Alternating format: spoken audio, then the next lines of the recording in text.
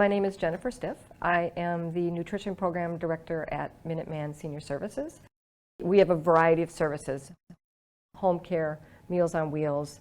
We have nurses on the home care team, money management. We have ombudsmen advocating in nursing facilities, information and referral team. That's who you would first call, and then they would kind of help you navigate where you need to go next. People with disabilities, definitely. They have some sort of disability that keeps them from going out. They don't have family. They don't have a lot of food because they needed to pay for their medication that month. Black and African Americans are disproportionately affected, as are the Hispanic and Latino in the state of Massachusetts. And some people, they are just finding that they can't cook for themselves anymore, and it's becoming more difficult for them. The program means a lot to them. We're all about making sure that people get their food and get that hot meal. So we do the Meals on Wheels, and we also do Congregate, which is senior dining, where people come together to have a meal. There's no income eligibility tied to Meals on Wheels. It's donation based. We ask for $2 per meal, if they can do it. You have people that are living in complexes, people that are living just in their own home. I have a caterer that I have a contract with. They make food for us. They deliver food to 12 meal sites in the morning.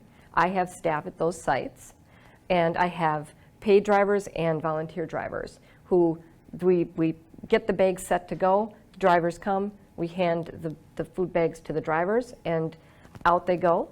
And I guess probably the main three components of Meals on Wheels is that hot, nutritious meal. We follow nutritional guidelines through the state. It's maybe the only hot meal that senior has that day. We also do that friendly contact. There's been studies done about social isolation. They have found by us, even like a brief exchange really is helpful. And then also that safety check that we do, where we check in with them. There was a driver who was delivering a meal. She went in and she smelled gas, located the senior, and she stayed calm, and she said, we're going to put your coat on, and we're going to go outside, we're going to go sit in my car, of course, we're going to put our masks on, and then she called 911. And it was an amazing story, and something that our drivers, not this extreme, but they do all the time. Our drivers see our seniors more than anybody else. They see them 5 days a week. We feel really proud of what we do. We're like the eyes and ears out there. So we're really more than, I'm going to use a cliche, but I really believe it. We're more than a meal.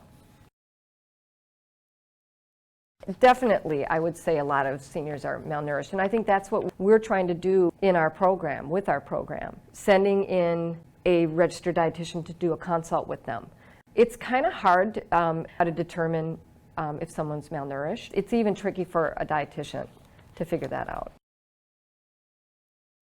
We follow the nutritional guidelines set up by the state.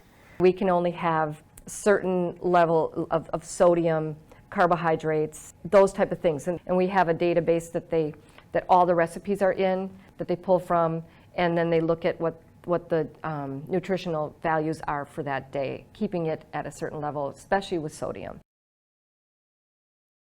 We had to start thinking about, how are we going to protect the seniors? How are we going to protect the staff and the drivers that have to go out and deliver to these people? We had to stop doing the senior dining portion of it for safety reasons, of course.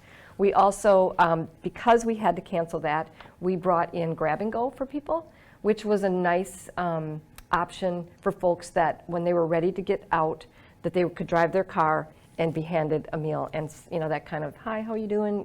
People have been very lonely during the pandemic, and so that was just a nice thing to do for them. We had more people that we hadn't served before. They were in a place that maybe they knew of us, but they weren't ready. Maybe their needs changed. They didn't want to go out.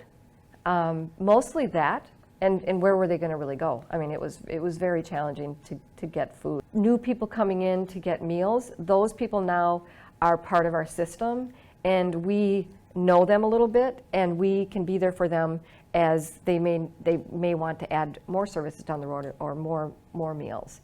We changed everything, as far as protecting ourselves, but the meal itself, none of that changed. My amazing team who stepped up to the plate and just kept going, even when none of us knew what we were doing and what was going to happen. So sometimes I can't even believe that we did it. But we did every day of the week. We go to great lengths to feed our people, and that's something that I'm very proud of.